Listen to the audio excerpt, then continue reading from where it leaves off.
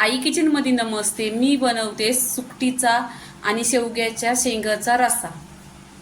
आई किचनमध्ये नमस्ते. मी बनवते शेवग्याची शेंग आणि वांगी. ही वांगी पहा, हिरवी वांगी आहेत आणि ह्याच्यामध्ये बटाटा असणार आणि सुकी सुकट. ह्याचा छान असा मसाला टाकून रस्सा बनवायचा आहे. त्याच्यासाठी लागणारे साहित्य, इथे 2 ते 4 कांदा घेतलेला आहे, इथे सुका खोबरा घेतलेला आहे, किसलेला आहे, छान असा भाजून घेतलेला आहे. नाही, इथे 1 टोमॅटो घेतलेला आहे. हा वाटण आहे ना, मिक्सरला छान असा वाटून घ्यायचा. इथे मिक्सरवर छान असं वाटण पहा वाटलेलं आहे. इथे गॅसवर कढई ठेवलेली आहे, त्याच्यामध्ये 1 चमचा तेल गरम केलेला आहे.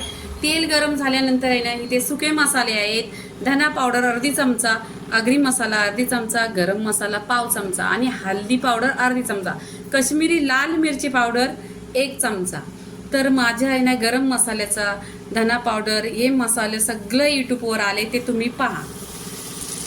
इथे आहे ना तेल गरम पाहिजे, म्हणजे हे सुके मसाले आहेत ना, छान असा आहे ना कलर येतो.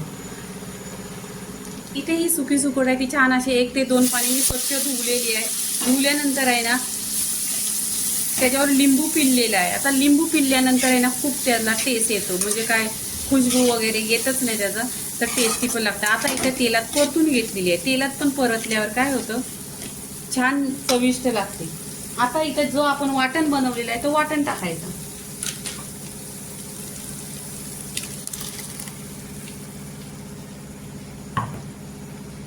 वाटण टाकल्यानंतर 2 मिनिटं आहे ना छान असं तेलावर परतून घ्यायचं. इथे पूर्णपणे आहे ना 2 मिनिटं झालेली आहे. छान असा मसाला पहा एकदम पूर्णपणे असा शिजलेला आहे. आता इथे काय करायचं, मी गरम पाणी करून घेतलेलं आहे, ते गरम पाणी टाकायचा. नेहमीच आहे ना भाजीमध्ये, कोणतीही भाजी असेल तर गरम पाणी टाकायचं. इथे शेवग्याची शेंग आहे, ती 2 ते 3 पाण्याने स्वच्छ धुतलेली आहे. इथे कच्ची कैरी आहे, ती टाकायची. खूप टेस्ट छान येतो चिकन मच्छी असल्यावर. कच्ची कैरी आहे ना सुकटीत किंवा मच्छीत टाकायची. इथे पहा, हा हिरवा वांगा आहे, हा आहे ना खूप टेस्टी असतो.